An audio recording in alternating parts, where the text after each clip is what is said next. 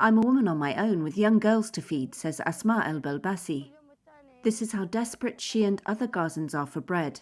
She walks daily through the dangerous landscape of North Gaza, reduced to rubble by Israeli strikes, and where sporadic fighting breaks out between Israeli forces and Hamas militants.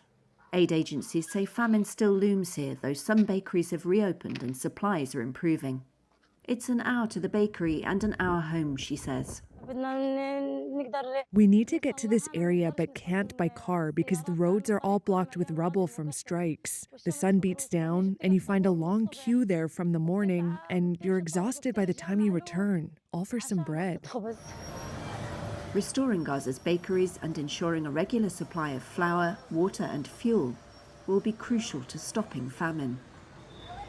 The first bakery reopened mid-April using flour and fuel provided by the World Food Programme. Hundreds of people stood in line among the ruins, and the bakers had to employ stewards to maintain order.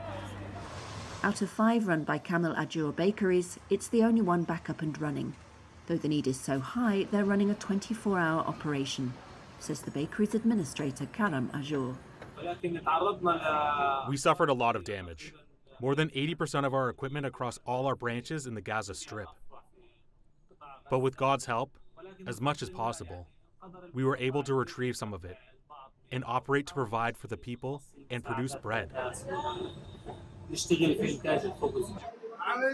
Belbasi says she waits at least 20 minutes each day for 2 bags of flatbread, a staple for Gazans, which she needs for her children and other relatives. What can we do, she says. There's no transport and no one to help her. Back at home, the girls are waiting anxiously for her safe return and to eat. Pockets of famine are emerging in Gaza and children have died from malnutrition and dehydration. Even Israel's closest allies have increased pressure on it to do more to let in food. Before they reopened the bakeries, we would get corn flour, which you couldn't knead. It was like a log. It would come out like a biscuit. After a day or two, it would be difficult to eat. Israel has blockaded Gaza for months, but aid has started to flow in higher volumes into northern Gaza since it opened a new crossing point. Aid agencies warn it is still nowhere near enough, and the WFP said last week, northern Gaza is still heading towards famine.